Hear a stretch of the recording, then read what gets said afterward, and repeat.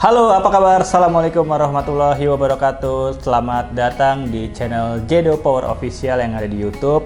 Nah, seperti biasa di Jedo Talk hari ini kita akan ngebahas informasi seputar kesehatan dan tentunya mudah-mudahan bermanfaat untuk teman-teman semua. Nah, tapi sebelum kita masuk dan sebelum kita ngobrol-ngobrol lebih jauh lagi, buat teman-teman yang belum subscribe, jangan lupa di subscribe channel kami ya. Terus juga like juga video kami jika memang suka dengan video ini.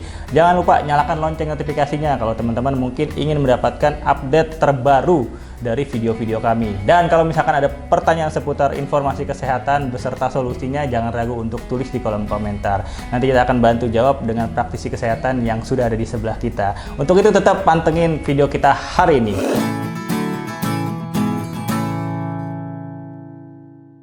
Nah, di episode perdana dari Jedo Talk ini kita akan ngebahas satu penyakit yang ini sebenarnya sering banget nih dialami sama masyarakat Indonesia ya.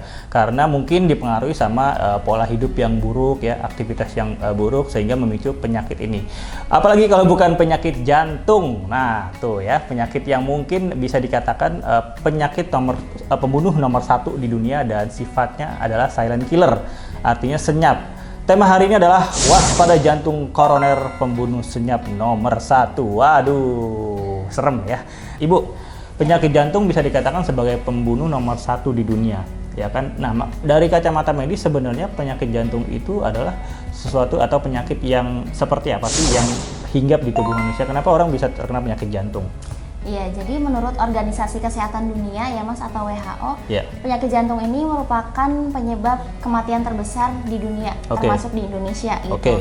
Bahkan WHO sudah memperkirakan angka kematian karena penyakit jantung akan meningkat pada tahun 2030 mendatang. Gitu.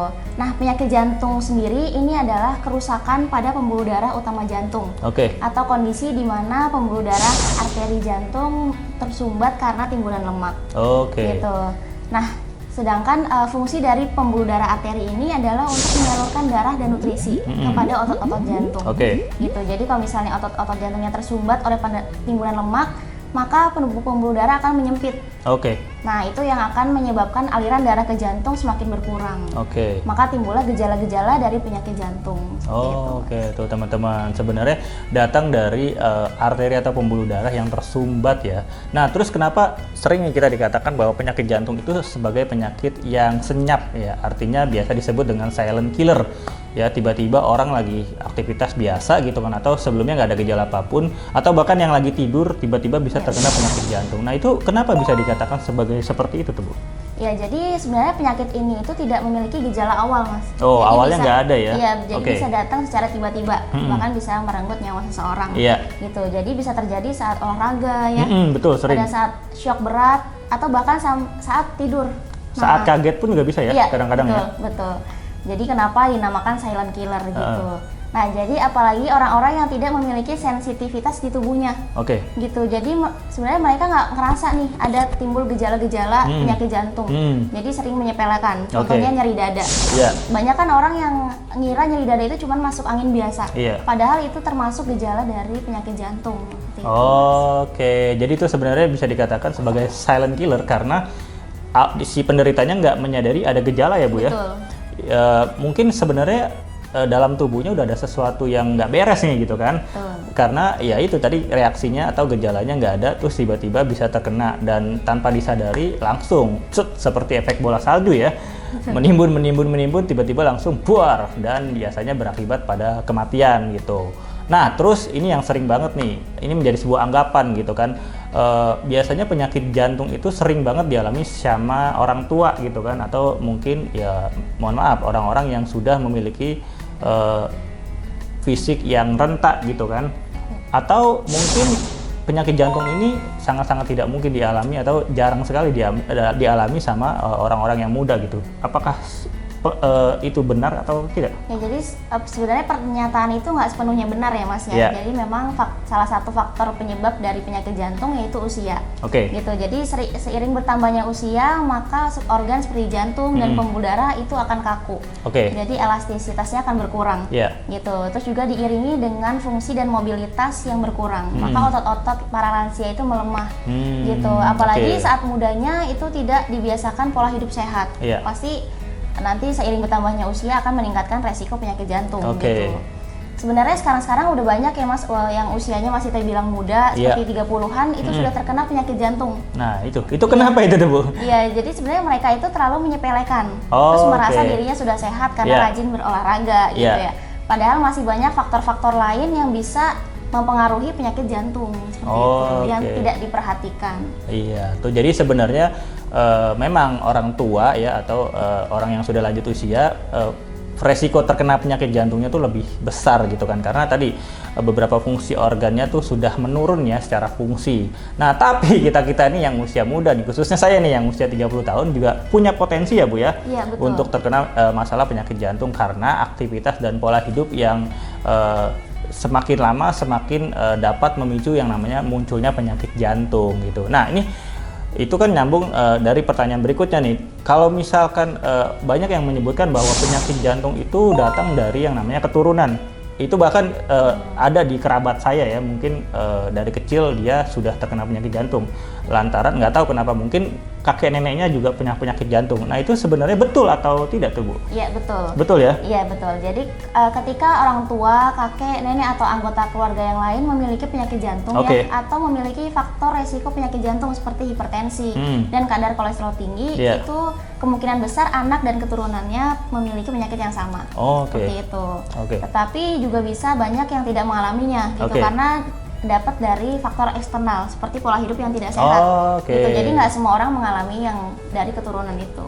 Tuh meskipun sebenarnya teman-teman mungkin ya yang punya kakek atau nenek atau bapak orang tuanya punya penyakit jantung, tapi tetap nggak perlu khawatir ya Bu ya, karena teman-teman bisa mengusahakan atau mencegah sedini mungkin dengan melakukan aktivitas atau pola hidup yang baik. Jadi semakin dicegah tuh yang namanya penyakit turunan, penyakit jantung yang dibawa dari keturunan gitu kan. Nah, terus ini nyambung lagi sebenarnya nih, kan tadi kita udah bahas tentang masalah keturunan. Nah, sebagai orang awam ada gak sih sebenarnya gejala-gejala yang pasti ya, atau gejala-gejala yang sering banget dialami sama orang-orang yang terkena penyakit jantung?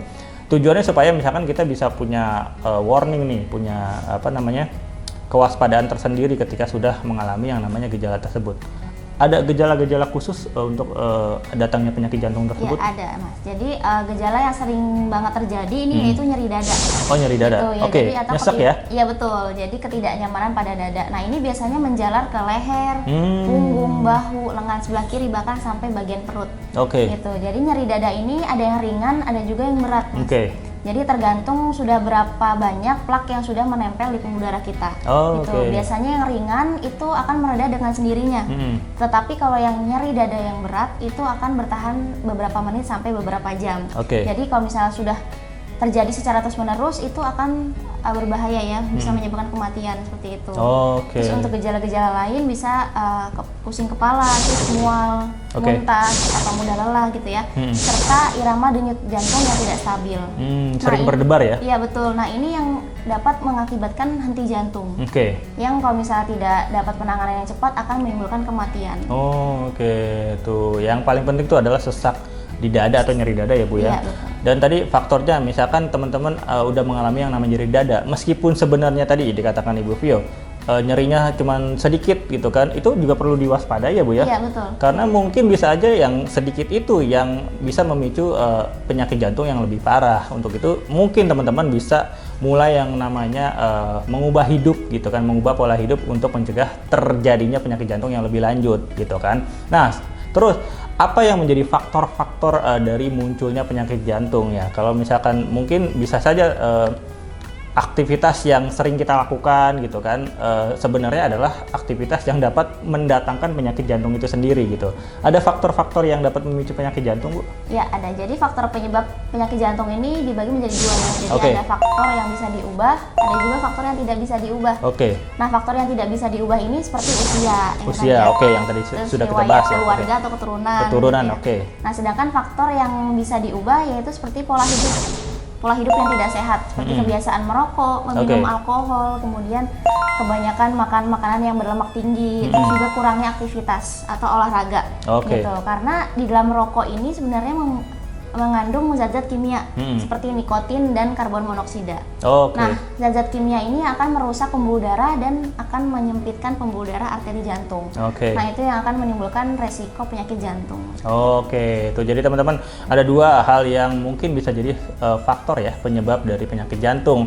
Ada yang tidak bisa diubah, ada yang bisa diubah. Nah, sebenarnya yang tidak bisa diubah seperti keturunan dan usia ya itu sebenarnya masih bisa kita upayakan juga ya Bu ya? Iya, dengan membantu ya pola hidupnya yang sehat. Iya, gitu. jadi teman-teman mungkin jangan langsung stuck misalkan usia yang udah lanjut gitu kan, atau mungkin yang keturunan, tetap tuh bisa upayakan ya untuk mencegah penyakit jantung dengan cara yang tadi melakukan pola hidup yang sehat ya. Nah tadi kan ada beberapa faktor-faktor ya Bu ya yang menjadi penyebab dari masalah penyakit jantung, dan tadi biasanya kebanyakan adalah aktivitas atau pola-pola hidup yang buruk gitu kan yang dapat memacu munculnya penyakit jantung. Nah, bagaimana bisa nih pola-pola hidup yang buruk tadi itu bisa memicu penyakit jantung nih Bu? Ya, jadi pola hidup yang buruk seperti kebiasaan merokok, nah itu sebenarnya dia bahaya. Dia bisa menyembunyikan rasa nyeri dada. Gitu. Jadi kita nggak bisa nih ngerasa, padahal di tubuh kita udah ngasih sinyal. Bakal ada gejala-gejala seperti nyeri dada, tapi kita nggak merasakannya karena kebiasaan merokok ini. Dia kayak menghilangkan sensitivitas ya? Iya, betul. Dari tubuh, Terus kemudian dengan kebiasaan makan makanan yang berlemak tinggi, gitu. Jadi ketika kita makan makanan yang berlemak tinggi tetapi tidak dibarengi dengan aktivitas olahraga, maka plak-plak itu akan menumpuk di pembuluh darah arteri jantung. Nah, itu yang akan menimbulkan penyakit jantung koroner. Itu sebenarnya dua hal yang mudah banget buat teman-teman lakukan. Lalu bagaimana nih Bu solusinya nih? Mungkin solusi buat teman-teman pertama untuk mencegah yang namanya penyakit jantung, yang kedua mungkin untuk mengobati ya atau mengatasi penyakit jantung untuk teman-teman kita yang mungkin sudah terkena penyakit jantung. Iya, jadi untuk mencegahnya ya pasti kita harus menghindari faktor resikonya gitu ya, seperti menjalani pola hidup yang sehat gitu, menghentikan kebiasaan merokok atau meminum alkohol, terus juga sering makan makanan yang berserat, yang mengandung serat gitu ya, bergizi dan bernutrisi. Terus juga perbanyak aktivitas fisik gitu. Mungkin bisa dimulai dengan olahraga yang ringan dulu. Gitu. Jadi jangan langsung yang berat gitu ya. Terus juga bisa kelola stres dengan baik gitu. Bisa melakukan dengan pelatihan otot dan juga pelatihan pernafasan dalam. Gitu. Terus untuk yang sudah kena nih ya Mas, biasanya yang sudah kena penyakit jantung ini akan diberi obat pengencer darah biasanya oleh dokter gitu ya. Dianjurkan ya sama dokter ya? Iya, betul. Nah, selain dari obat pengencer darah dari dokter, kita juga bisa melakukan kegiatan seperti berjemur. Karena kan sinar matahari itu akan memberi kita far infrared untuk memperlancar peredaran darah gitu, supaya bisa mengoptimalkan pengobatan dari penyakit jantung seperti itu. Ya, jadi selain itu juga kita harus melakukan pemeriksaan seperti medical check up, melakukan pemeriksaan jantung, terus kadar gula darah, kadar kolesterol supaya bisa memaintain gitu. Sebaiknya dilakukan 6 bulan atau 1 tahun sekali.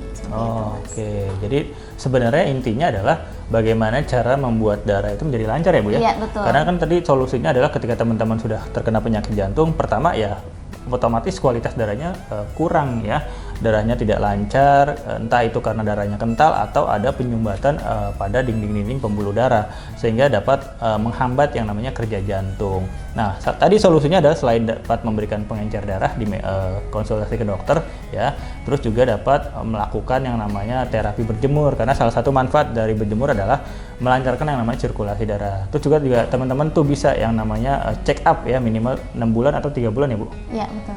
3 bulan atau 6 bulan sekali untuk memastikan kesehatan jantung teman-teman semua. Nah, selain itu dari yang sudah kita obrolin semua, intinya adalah meningkatkan yang namanya kualitas darah. Nah, selain itu teman-teman juga bisa memanfaatkan alat terapi yang dapat menunjang kesehatan khususnya kualitas darah teman-teman ya. Nah, di depan kita sudah ada Jedo Power Med Premium, salah satu alternatif buat teman-teman untuk meningkatkan yang namanya sirkulasi darah ke seluruh tubuh ya.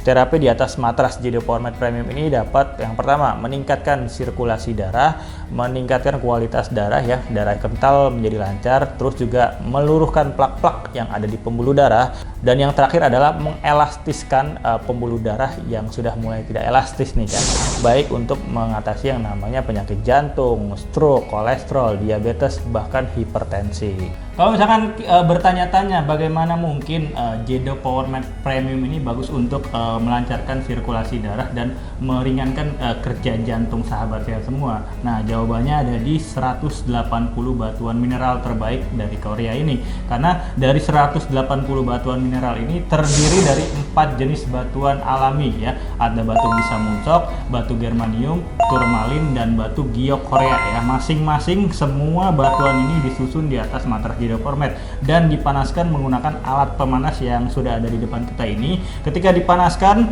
batuan tersebut memancarkan 4 gelombang yang kita butuhkan untuk kesehatan tubuh. Yang pertama ada yang namanya far infrared. Far infrared ini bagus untuk melancarkan yang namanya sirkulasi darah ke seluruh tubuh. Nah, ini penting banget buat mungkin penderita jantung ya, karena kan salah satu penyebab jantung bermasalah adalah aliran darahnya yang tidak lancar gitu kan. Nah, yang kedua adalah manfaat dari ion negatif, dimana kita tahu bahwa ion negatif ini bagus untuk meregenerasi sel-sel yang rusak dan mengembalikan elastisitas pembuluh darah gitu kan. Buat teman-teman mungkin yang sudah lanjut usia itu biasanya pembuluh darahnya sudah mulai tidak elastis ya Bu ya? Iya, udah mulai kaku. Udah mulai kaku ya. Nah, ini bagus untuk diterapi menggunakan terapi ion negatif. Terus juga ada manfaat dari super long wave, dimana kita tahu bahwa super long wave ini bagus untuk menghancurkan plak-plak yang menempel pada pembuluh darah gitu kan. Salah satu penyebab penyakit jantung ya, karena aliran darahnya tidak lancar. Salah satu yang bikin aliran darah tidak lancar adalah adanya plak-plak pada pembuluh darah, dan plak-plak ini biasanya kolesterol ya Bu ya? Iya betul, kolesterol. Dan biasanya ini dapat menghambat yang namanya kerja jantung, karena jantung jadi memompa darahnya jadi lebih berat ya, lebih susah, sehingga teman-teman mungkin yang punya masalah penyakit jantung bisa bermasalah nih gara-gara adanya plak pada penyumbatan di area peredaran darahnya gitu kan. Terus kemudian ada yang namanya manfaat dari medical magnetic, dimana ini bagus nih untuk mendorong suplai darah dari jantung ke kaki, terus dari kaki balik lagi ke area jantung, sehingga aliran darah teman-teman tuh menjadi lancar ya. Sel-sel vitamin dan mineral dan oksigen yang di bawah darah itu bisa disalurkan ke beberapa organ yang membutuhkan. Intinya sebenarnya masalah penyakit jantung itu kan datang dari kualitas darah ya Bu ya. Entah ya, itu betul. kualitas darahnya tidak lancar ya, terus mungkin pembuluh darahnya sudah tidak elastis lagi ya Bu ya, atau adanya penyumbatan ya Bu. Iya, dari timbunan-timbunan plak atau kolesterol gitu Mas. Nah tuh, dan semua itu sebenarnya adalah akumulasi dari aktivitas pola hidup teman-teman yang mungkin sudah tidak sehat lagi gitu kan. Untuk itu sebuah investasi kesehatan Jedo Power Med kini hadir untuk Anda untuk mencegah atau mengatasi masalah penyakit jantung teman-teman semua. Nah, jika mungkin penasaran dengan produknya dan ingin tahu lebih lanjut mengenai produknya, bisa klik link yang sudah kami sertakan. Di situ lengkap, ada info pembelian, ada info customer service kami. Tinggal klik link yang ada di deskripsi aja, nanti teman-teman akan dibantu untuk sebuah pertanyaan yang mungkin ingin ditanyakan ya seputar dari matras Jedo Power Med Premium ini. Oke, itu dia informasi obrolan kita hari ini dengan tema penyakit jantung. Nah, mudah-mudahan bisa bermanfaat dan bisa menjawab semua pertanyaan-pertanyaan yang mungkin teman-teman masih ingin ditanyakan gitu kan. Kalau misalkan penasaran dan ingin tanya-tanya lebih lanjut mengenai masalah penyakit jantung atau tema-tema yang lain, tulis saja di kolom komentar, nanti kita akan bantu jawab. Dan kalau misalkan teman-teman pengen update terbaru dari video-video kami, jangan lupa di like, di subscribe, dan nyalakan lonceng notifikasinya biar nanti begitu ada video baru langsung tuh dapat yang pertama untuk nonton dan menyaksikan. Oke, terima kasih Bu Vio atas informasinya, mudah-mudahan bisa bermanfaat untuk kita semua. Jangan lupa saksikan video-video kami selanjutnya. Saya Riman Noprianto dan Ibu Vio pamit undur diri. Assalamualaikum warahmatullahi wabarakatuh. Sampai jumpa.